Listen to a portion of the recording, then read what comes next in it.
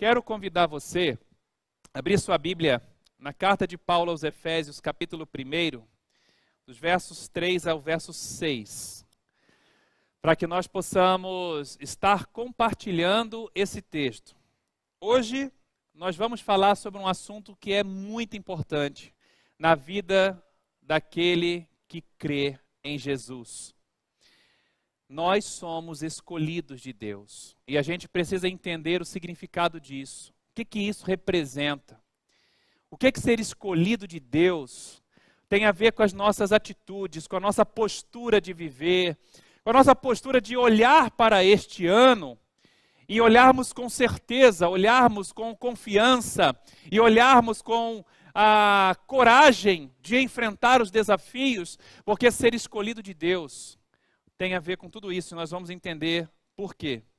Lá em Efésios capítulo 1, verso 3 ao verso 6, nós encontramos a palavra do Senhor dizendo assim: Bendito seja o Deus e Pai de nosso Senhor Jesus Cristo, que nos abençoou com todas as bênçãos espirituais nas regiões celestes em Cristo, porque Deus nos escolheu nele para antes da criação do mundo, para sermos santos e irrepreensíveis em sua presença. Em amor, nos predestinou para sermos adotados como filhos, por meio de Jesus Cristo, conforme o bom propósito da sua vontade, para o louvor da sua glória, a sua gloriosa graça, a qual nos deu gratuitamente no amado, em Jesus. Vamos orar. Obrigado, Senhor Deus, por esta palavra que nesta manhã trazes ao nosso coração, e desde já nós nos entregamos à tua presença para que o teu Espírito Santo possa guiar nossos caminhos, nossos pensamentos e as nossas atitudes depois de ouvirmos aquilo que o Senhor tem para nós. Nós, meu Deus, pedimos, seja exaltado o teu nome, que a tua palavra seja exaltada, em nome de Jesus. Amém. A Bíblia fala que Deus, nesses textos que lemos aqui, Deus tem reservado para cada um de nós bênçãos espirituais, que estão guardadas nas regiões celestiais, só faltando você ter a atitude certa, o gesto certo, a maneira certa de desbloquear estas bênçãos. Olha que coisa interessante. Essas bênçãos são desbloqueadas através de Jesus Cristo. A Bíblia diz isso. São bênçãos para aqueles que foram escolhidos em Cristo, ou seja, por crerem em Jesus, para desfrutarem de uma vida de santidade e retidão na sua presença. E diz ainda que Deus escolheu aqueles que creram em seu Filho para se tornarem seus próprios filhos adotivos. A gente sabe que quem mexe com um filho, mexe com seus pais. Não é? Entende o que eu estou querendo dizer aqui? Quem mexe com o filho, mexe com o pai. Mexe com a mãe. O que significa isso? Se Deus nos convida a sermos filhos adotivos, quem mexe com a gente, mexe com Ele. E a gente precisa entender isso, irmãos. Que privilégio é nós podermos fazer parte desta filiação. Um outro texto lá em Efésios capítulo 1, verso 11, Paulo vai dizer assim: Nele nós fomos também escolhidos, tendo sido predestinados conforme o plano daquele que faz todas as coisas segundo o propósito da sua vontade. Ou seja, Paulo está dizendo que Jesus nos torna escolhidos, ou seja, em Jesus nós somos escolhidos, nós somos predestinados conforme um plano. Um plano já estabelecido por Deus desde a fundação do mundo. Significa que no dia em que você disse sim para Jesus, no dia em que você creu no seu nome, como seu Salvador, como seu Senhor, você foi automaticamente inserido nos planos abençoadores de Deus para a sua vida. Percebe isso? Percebe o privilégio? Pense no privilégio que é ter Deus ao seu lado. É isso que eu gostaria que você pensasse agora. Pense no privilégio de saber que Ele tem bênçãos espirituais para derramar sobre sua vida. Pense no privilégio de ser considerado seu filho. E finalmente, pense no privilégio que você tem de servi-lo, de fazer parte do reino, de fazer parte dos planos que Deus tem para você e realizados por meio de você. A Bíblia diz que os anjos desejaram o que nós fazemos. A proclamação do Evangelho ao mundo foi desejado pelos anjos. Mas Deus nos concedeu este privilégio de participarmos de sua glória. Porque quando você está servindo, adorando, participando, se envolvendo, se engajando, o Espírito Santo está aquecendo seu coração. Ele está capacitando você. Ele está conferindo a você poder. E quando nós estamos cheios do poder de Deus, irmão, há uma outra vida. É uma outra vida. A Bíblia fala de 3 homens que foram escolhidos por Deus em momentos importantes da história de Israel. Mas é interessante que esses 3 homens, cada um deles teve uma reação.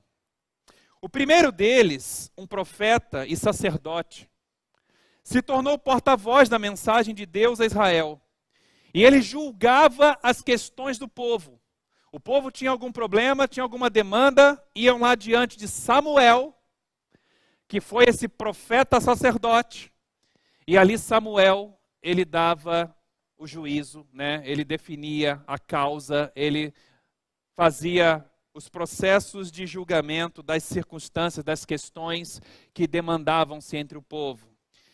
A Bíblia diz que Samuel foi chamado quando ainda era uma criança. Imagina Deus virando-se para você, hein, Gustavo? E falando assim, Gustavo, né? Samuel não, Gustavo, né? Como é que você ia fazer? Você ia tomar um susto? Eu fico imaginando Samuel, né? Samuel estava lá quietinho, daqui a pouco ele ouve uma voz, Samuel. Samuel não entendeu que era Deus, ele achou que era Eli, que era quem cuidava dele. Eli está me chamando, deixa eu ir lá. Ainda criança, Deus chamou Samuel para uma obra extraordinária, para algo maravilhoso. O segundo homem que a gente vê era contemporâneo também de Samuel.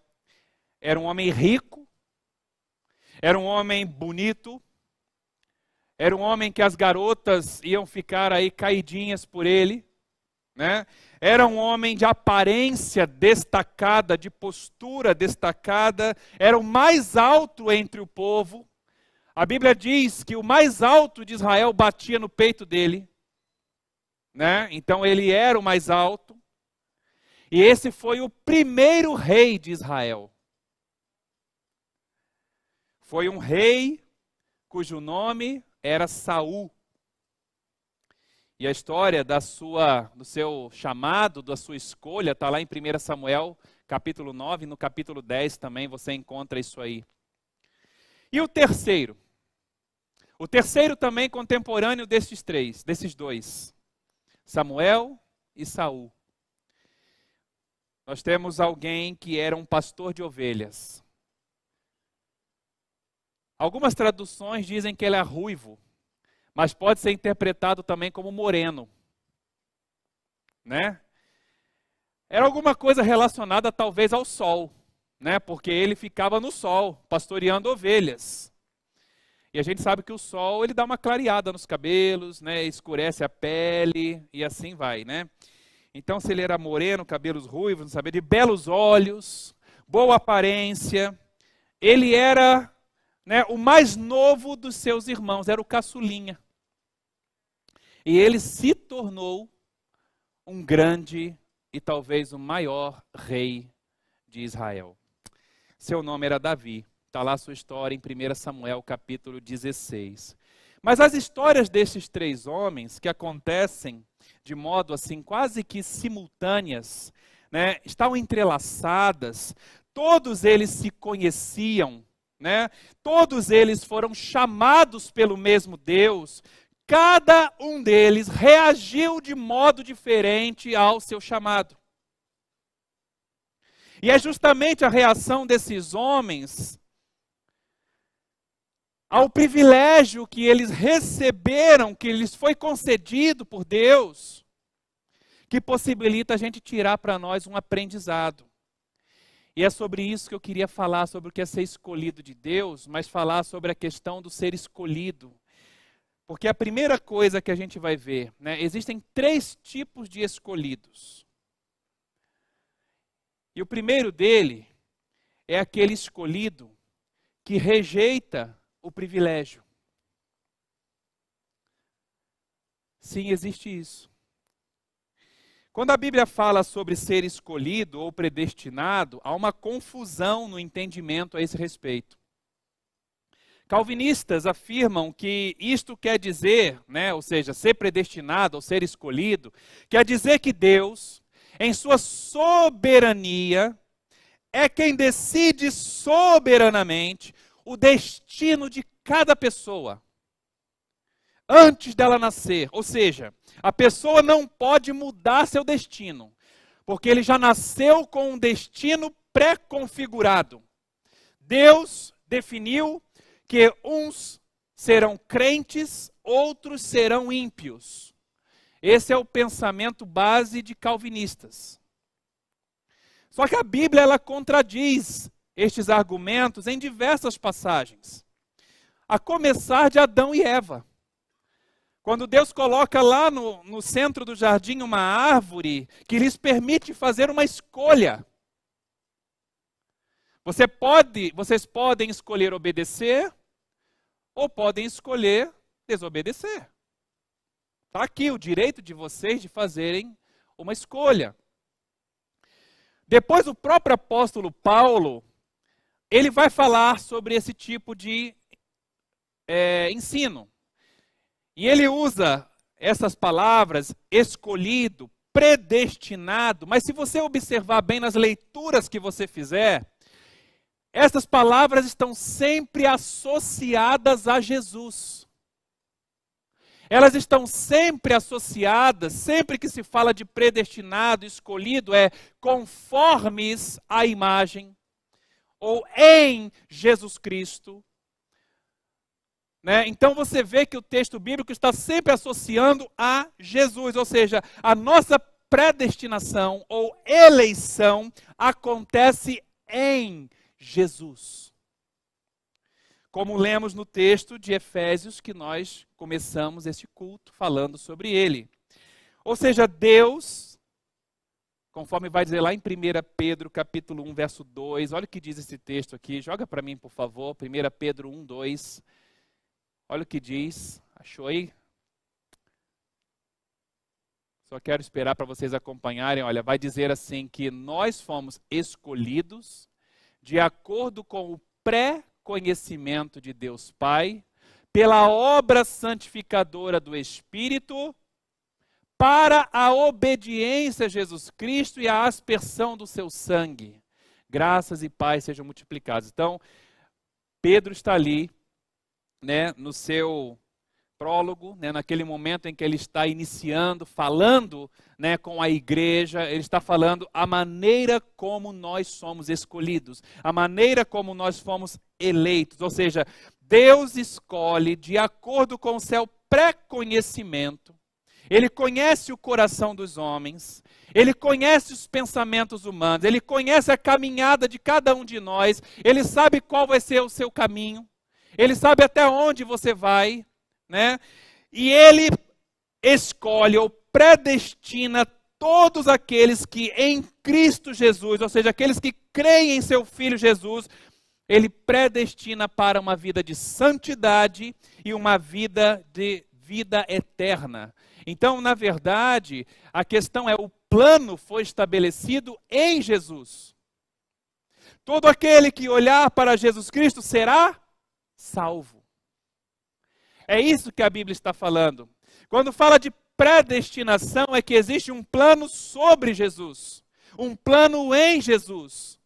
E todo aquele que se coloca nele passa a ingressar dentro do plano de Deus. Por isso Paulo fala que nós somos predestinados em Cristo Jesus. Nele, conforme Jesus. Ou seja, a predestinação é uma promessa de eleição para a vida eterna. Em Jesus nós somos candidatos à vida eterna. Em Jesus nós somos elegíveis à eternidade. Não é uma decisão arbitrária de Deus, como pensam calvinistas, que vão dizer que Deus seleciona uns para o céu, outros para o inferno. Como eu posso acreditar num Deus que não faz acepção de pessoas? Que Ele pode separar uns para o inferno e outros para o céu, quando Ele mesmo diz em Ezequiel que o desejo dele é que todos sejam salvos. Vai repetir o apóstolo Paulo isso lá em 1 Timóteo 2, 5. O desejo de Deus é que todos sejam salvos. Mas infelizmente só poderão ser salvos aqueles que creem em Jesus. Então eles recebem esta destinação já pré-definida em Jesus Cristo. O apóstolo João, por exemplo, ele fala disso quando ele chama a igreja de a senhora eleita. Né? A igreja é a senhora eleita, candidata, elegível, né, para ocupar o cargo de vida eterna, para ocupar o status de salvação, para ocupar exatamente isso que Deus está nos ensinando. Aí a gente olha para a história de Saul e a gente começa a entender um pouquinho mais. Ele foi um homem escolhido por Deus. Ele foi cheio do Espírito de Deus para ser rei de Israel. A Bíblia diz que ele chega a profetizar quando o Espírito Santo ele entra em Saul. Ele profetiza, ele se reúne até com os profetas de Israel e até as pessoas pensam: estará Saul entre os profetas de Israel? É interessante isso, porque o Espírito enche ele, o Espírito entra nele. Porém, não é porque nós temos o Espírito de Deus operando em nós que Deus vai pegar e vai condicionar você só no caminho reto. Deus, ele não é alguém que caminha coercitivamente com você. Ele não vai te coagir a nada. Ele sempre te deu liberdade, mesmo que você tenha o Espírito Santo em sua vida. É por isso que o apóstolo Paulo fala: não entristeçais o Espírito de Deus no qual fostes selados. A gente entristece o Espírito de Deus quando nós caminhamos na desobediência, no pecado. Então é possível ter o Espírito de Deus e estar na contramão de Deus? Sim. E esse é o grande perigo.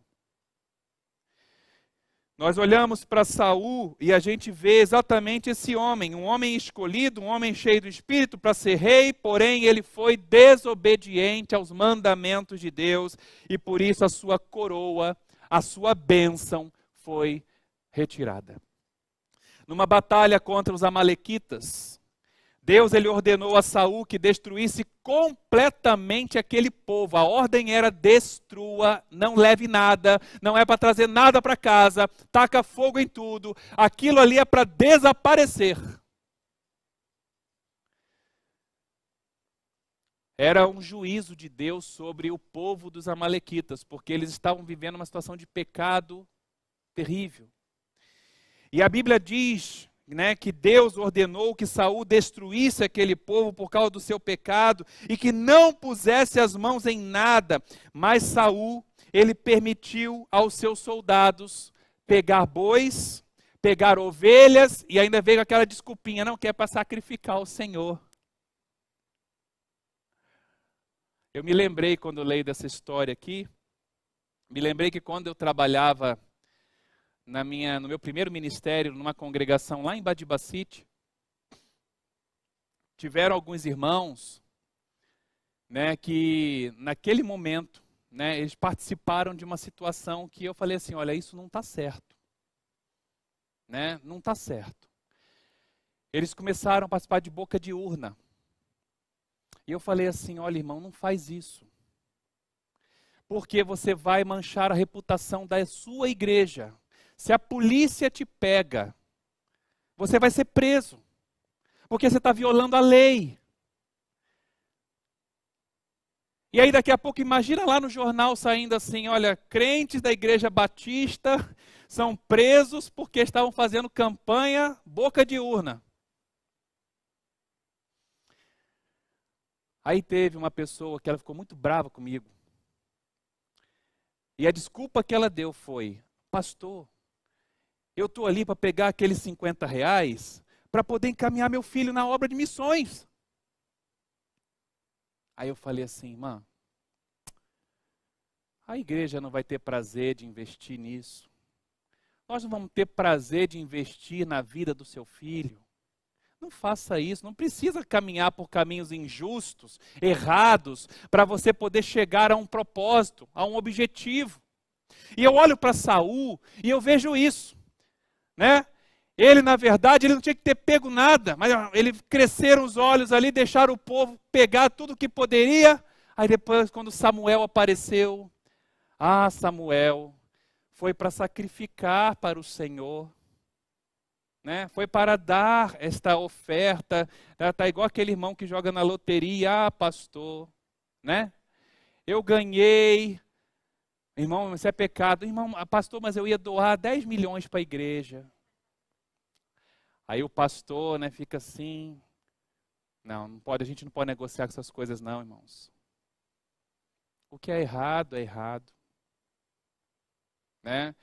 A gente não pode ficar pegando daquilo que Deus nos dá, do suor do teu rosto comerás o teu pão, Ele nos abençoa e a gente fica lá desperdiçando, jogando fora. Vai ver estatística, quantas pessoas que ganham na loteria.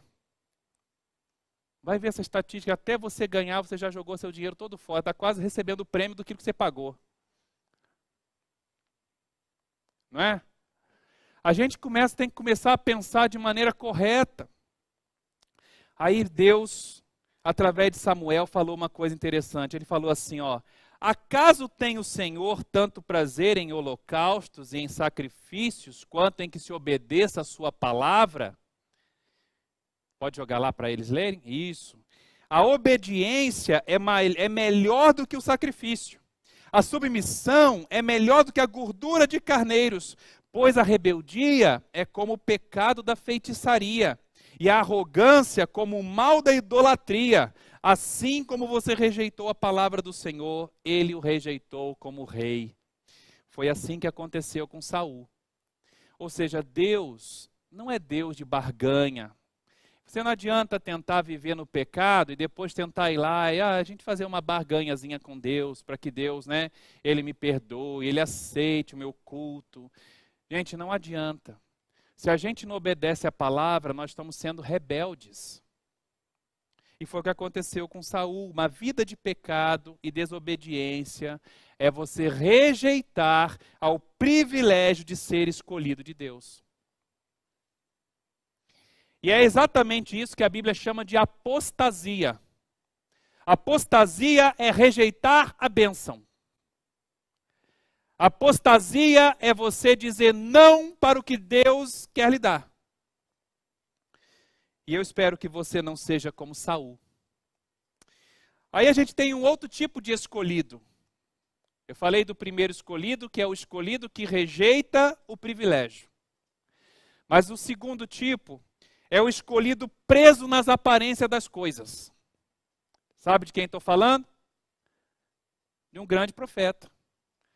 Um sacerdote chamado Samuel. Sabe, depois que Deus rejeitou Saul como rei, era preciso um novo rei. A decepção de Samuel com Saul foi tão grande que Samuel ficou estático. Ele ficou abatido. Eu acho que ele se desanimou até por um certo momento de exercer seu papel profético como juiz, como sacerdote. Toda a decepção, ela acontece quando você coloca uma grande expectativa sobre algo ou alguém, mas não acontece do jeito que você deseja. Não acontece do jeito que você espera. E foi isso que Samuel fez em relação a Saul. Lá em 1 Samuel 10, 24, a gente vê que Samuel olhou para a aparência de Saul. Olha só, Samuel disse a todo o povo, né? Vocês veem o homem que o Senhor escolheu? Não há ninguém como ele no meio de todo o povo. Então todos gritaram, viva o rei! Samuel foi quem declarou essas palavras, não há ninguém como ele. Eu fico pensando na grande expectativa que Samuel criou em torno de Saul. Só que ele não conhecia o coração de Saul como Deus conhecia. O Senhor disse a Samuel, então, assim, lá em 1 Samuel 16, 1, ele fala assim, até quando você irá se entristecer por causa de Saul? Até quando? Sabe o que eu vejo nessa história? Que era uma ordem expressa de Deus para Samuel, vira a página. Vire a página. Às vezes a gente fica patinando na frustração. A gente fica patinando no medo. A gente fica patinando na ansiedade. E a ansiedade é excelente para paralisar você. É uma maravilha, né? A Cristina que diga, né, Cris? Trata muitos ansiosos, não é?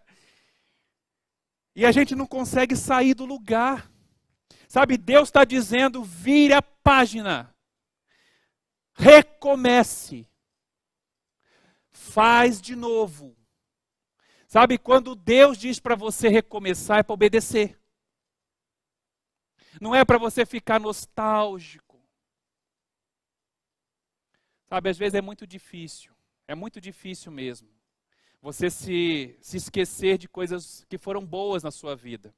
Eu lembro que quando meu pai ele perdeu o emprego na Vale do Rio Doce, que foi por um crime federal, porque ele era concursado, ele passou muitos anos lamentando aquele trabalho. Muitos anos, poxa, se eu tivesse lá. Uma vez eu falei, pai, deixa isso para trás. Deus manda virar a página. Né? Deus manda recomeçar. Às vezes Deus vai te tirar de um lugar e vai te colocar em outro. Não fica lamentando, porque aqui está igual o povo de Israel. O Egito. O Egito tinha carne e nós aqui comendo esse maná. Ou seja, a palavra maná significa o que é isso? Nem sabia o que estava comendo. Né? A gente comendo esse negócio que eu não sei o que é. Mas lá tinha carne. Porque lá a gente tinha água à vontade. A gente tinha frutas. E aqui a gente só comendo esse maná. Mas era o maná que estava sustentando eles. E Deus ainda mandou carne também para eles. Eles reclamaram, Deus mandou carne. Estavam com sede, Deus mandou água.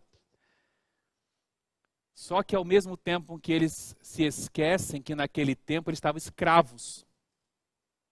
Mas agora estão livres.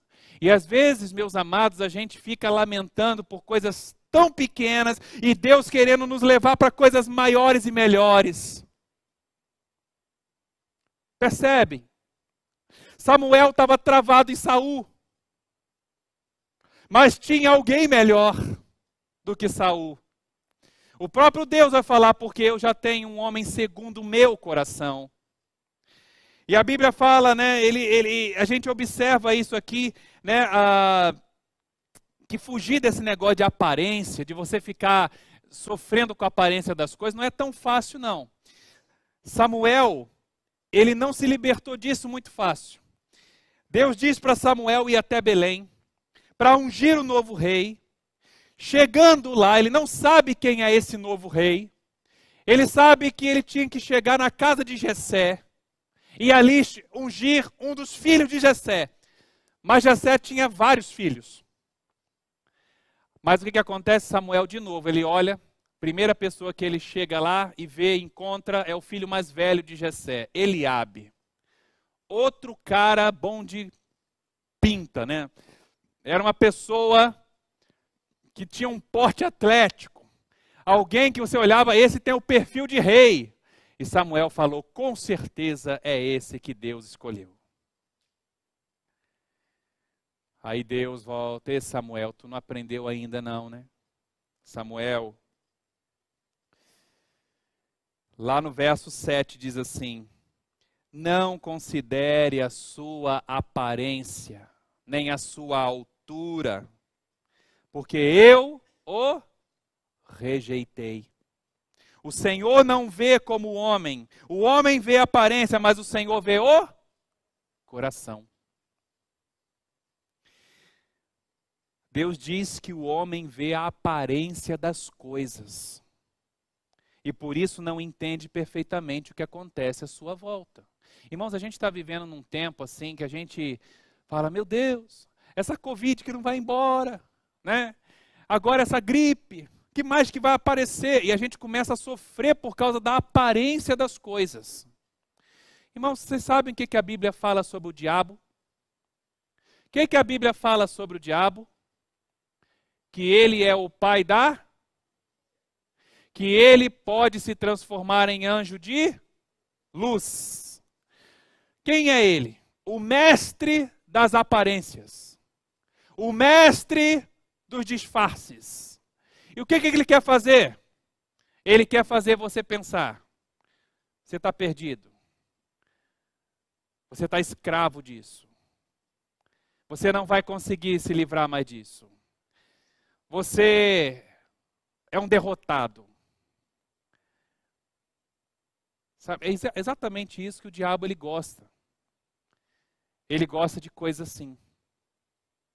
Porque o seu objetivo é matar, roubar, destruir. Ele quer matar a sua fé, quer roubar a tua vida, quer destruir a tua casa. É isso que ele quer fazer. Aí ele começa a plantar ideias. Ideias erradas como se fossem certas. E tentar fazer a sociedade comprar essas ideias. E a sociedade vai caindo nisso. Mas, meus irmãos, olha para o texto bíblico novamente. Quem está orientando Samuel aqui? Deus, não é? Samuel não conseguia entender o que aconteceu com Saul, mas Deus nunca se enganou com Saul. Deus já sabia quem era Saul quando ele mandou escolher. Deus mandou escolher Saul também para ensinar o povo de Israel o que acontece quando você rejeita Deus. Porque foi isso que aconteceu, o povo de Israel, ele rejeitou a Deus e queriam que um homem governasse, não que Deus os governasse. E é isso que muitas vezes acontece, e é esse o nosso problema. Nós muitas vezes queremos ser autogovernáveis, nós queremos ter autonomia nas nossas atitudes, nas nossas decisões, fazer o que dá na telha, o que dá na nossa cabeça, e aí quando o bicho pega a gente clama a Deus. Mas Deus já está dizendo para Samuel e para nós como evitar o problema. Siga as suas instruções. Não fique com o que a mídia, seja de direita, seja de esquerda, está dizendo por aí. Não fique com o que a sociedade está dizendo que é normal. Olha para a palavra de Deus, se você quiser ser salvo, se você quiser realmente viver como um escolhido de Deus, olha para a palavra de Deus e deixe-se orientar por ela. É exatamente isso que nós cristãos precisamos aprender. Porque tem muito crente sendo enganado. Sabe por quê? Porque não conhece a palavra de Deus. E aí vive em cima de achismos. Ah, eu acho que está certo. Né? Ah, eu acho que não tem nada a ver. Muita gente vivendo em cima de achismos. Samuel olhou para Eliabe e falou assim, ah, eu acho que é esse o cara. Mas Deus disse, não é esse, Samuel. Nós precisamos nos dedicar à sua palavra, precisamos ser obedientes, seguirmos as suas orientações, se nós não queremos ser aqueles escolhidos que vivem com base na aparência das coisas. Quando você vive na base da aparência, você fica com medo, você se sente inseguro, você não tem confiança, porque a aparência faz isso. Né? Agora vamos aprender com o terceiro tipo de escolhido. É o escolhido cheio do Espírito de Deus, e é aqui que eu vou encerrar minha palavra. Esse último é Davi, que aproveitou o privilégio que lhe foi dado por Deus e se agarrou a ele. Olha só, vendo-se como alguém que foi escolhido de Deus. Aqui que está a questão. Samuel, olha só, vai dizer lá em 1 Samuel 16:13. Samuel apanhou o chifre, cheio de óleo, e ungiu Davi na presença de seus irmãos, e a partir daquele dia, o Espírito do Senhor apoderou-se de Davi. Agora eu peço uma pergunta para você. Como você se vê? Como você se vê? Poucas vezes nós paramos para pensar na dimensão do que significa ser escolhido de Deus. Poucas vezes nós paramos para pensar no que significa ser escolhido de Deus. O apóstolo Pedro resumiu da seguinte maneira, lá em 1 Pedro 2,9, ele fala assim: vocês, porém, são, vamos ler todos juntos? Geração eleita, sacerdócio real, nação santa, povo exclusivo de Deus, para anunciar as grandezas daquele que o chamou das trevas para a sua maravilhosa luz. Olha o privilégio, irmãos. Sacerdócio real é fazer parte da realeza. Geração eleita, eleita para os privilégios celestiais. Povo exclusivo de Deus, vocês pertencem a alguém.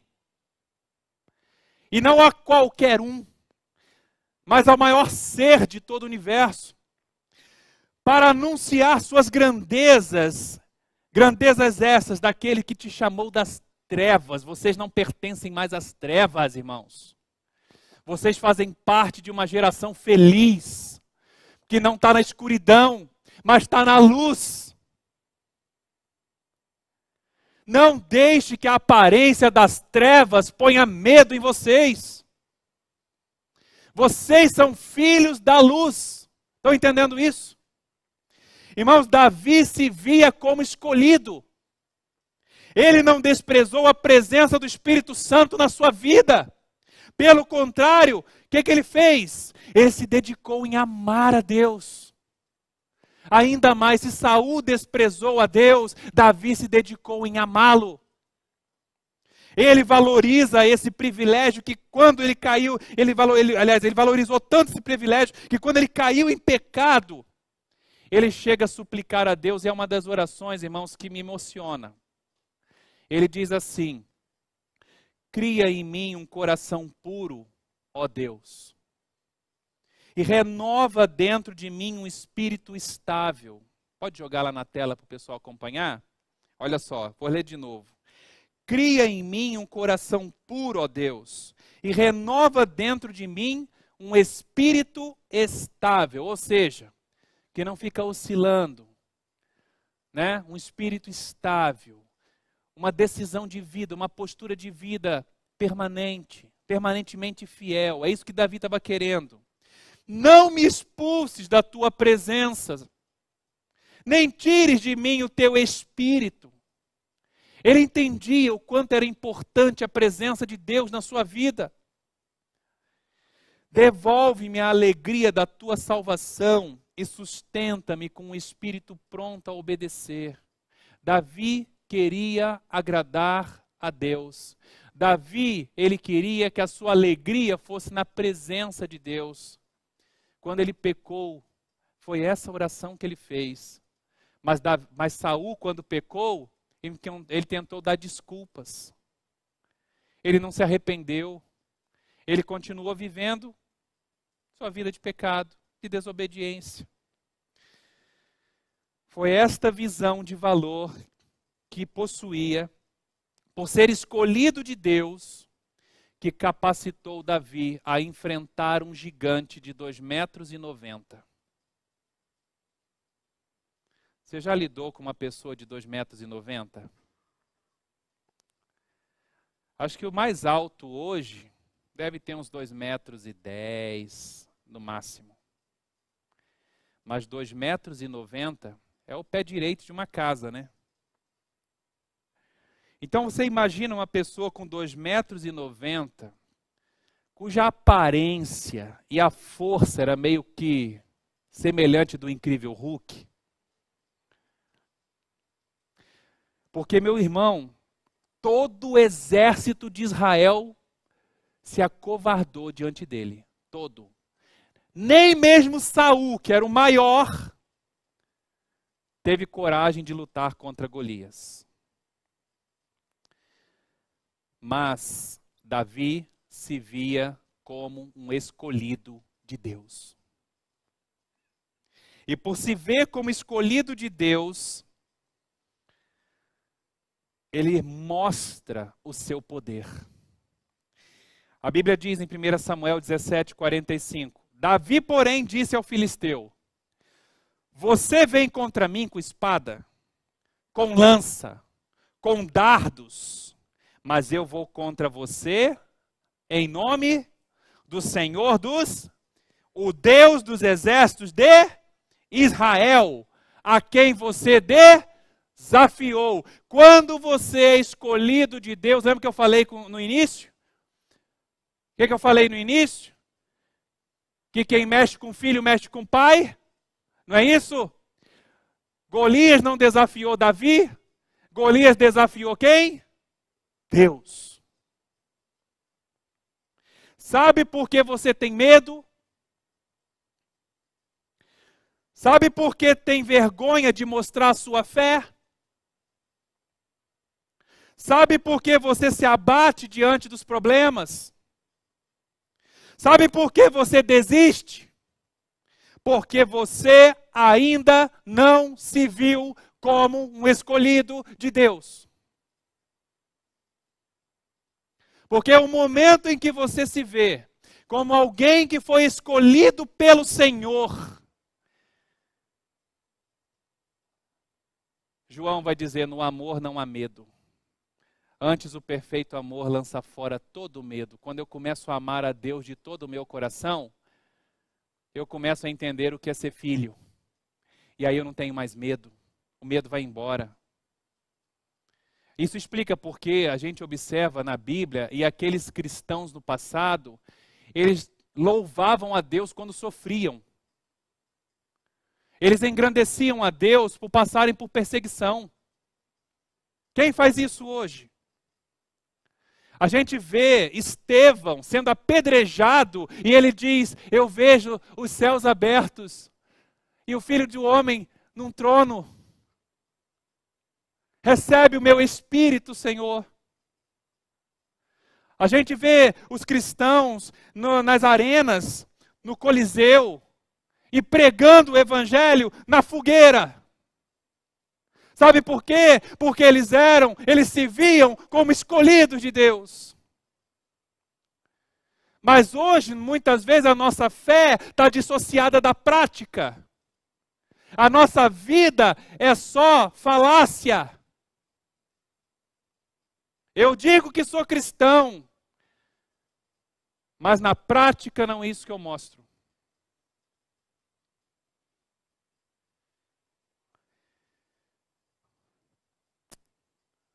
Você tem medo de pregar o evangelho? Tem vergonha de falar de Jesus? Você ainda não se viu como parte do povo de Deus. Você ainda não se vê como escolhido de Deus.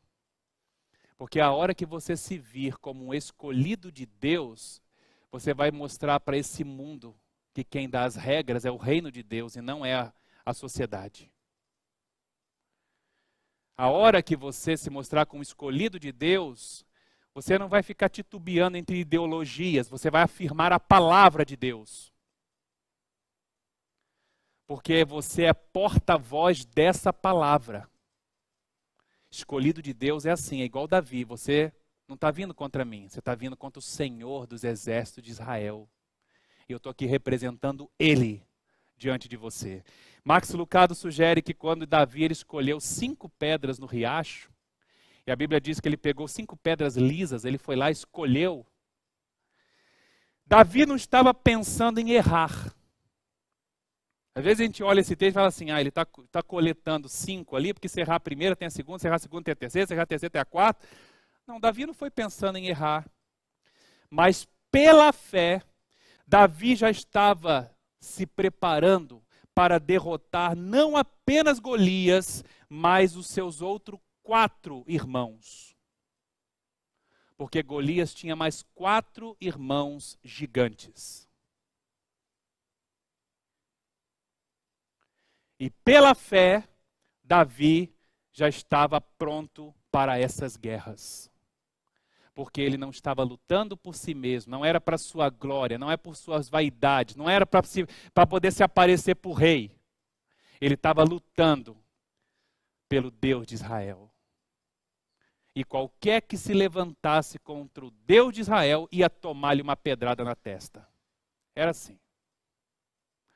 Porque Davi, ele estava ali servindo o Deus de Israel. Quando Davi finalmente venceu todos esses inimigos, a Bíblia diz que Davi cantou. Lá em 2 Samuel 22, 31, ele diz assim: Deus é escudo para todos os que nele se refugiam. E depois em capítulo 22, verso 33, ele completa: é Deus quem me reveste de força e torna perfeito o meu caminho. Qual é a conclusão que eu quero então fazer com os irmãos? Meu irmão, o recado de Deus para você nessa manhã é: se você crê em Jesus, o Espírito de Deus habita em você, você foi escolhido. Não rejeite o privilégio de ser escolhido de Deus, fazendo o que é contrário à vontade de Deus. Não se desanime porque suas expectativas são frustradas. Mas confie que Deus tem coisas melhores. Deus tem coisas maiores. Porque o nosso Deus é Deus que nos abençoa. Apenas aprenda a confiar na direção de Deus. Valorize a palavra de Deus. E sobretudo, viva. Viva como um escolhido de Deus. Valorize a presença do Espírito de Deus na sua vida. Busque santidade. Fique longe do pecado. Ame o Senhor de todo o seu coração e você saberá o que é ter a força de Deus operando dentro de você. Aos escolhidos, a Bíblia diz que Deus reveste de força, de coragem, de equilíbrio, de capacidade para superar gigantes. Por isso, não se acovarde, mas veja a si mesmo como alguém privilegiado, que participa de uma obra tremenda, extraordinária, poderosíssima, de um reino que vai suplantar tudo isso que nós temos aqui, e que você vai poder também dizer e declarar: eu estou em nome do Senhor dos Exércitos, e encarar os desafios na certeza da vitória. Porque o Deus que nós servimos é um Deus de vitória. É um Deus que dá vitória ao seu povo. É um Deus que abençoa com toda a sorte de bênçãos espirituais os seus escolhidos. Não rejeite esse privilégio. Não viva segundo as aparências das coisas. Mas encha-se do poder do Espírito de Deus. Feche os seus olhos. Louvado seja o teu nome, Senhor, por esta palavra tão preciosa para cada um de nós, que primeiro falou o meu coração. Obrigado, Senhor meu Deus, porque na Tua palavra nós encontramos a direção que precisamos para os momentos mais difíceis ou desafiadores de nossas vidas. Na Tua palavra nós encontramos força, alegria, encontramos esperança. Encontramos também, Senhor, o caminho para nos tornar escolhidos, eleitos para algo grande, para algo melhor, para algo que o Senhor já preparou. Senhor Deus, que nós possamos olhar para as circunstâncias à nossa volta, para os desafios, para as afrontas, sem medo, nos lembrando de quem nós somos, e não de quem o mundo tenta dizer que somos. Porque quem nos dá a nossa identidade é o Senhor. Quem diz o que somos é o Senhor. Se o Senhor nos tornou escolhidos teus, protegidos das tuas mãos, é Deus que nos reveste de força. É o Senhor que aperfeiçoa a nossa caminhada.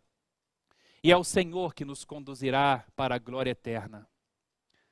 Louvado seja o teu nome para todo sempre, ó Deus. Em nome de Jesus. Amém.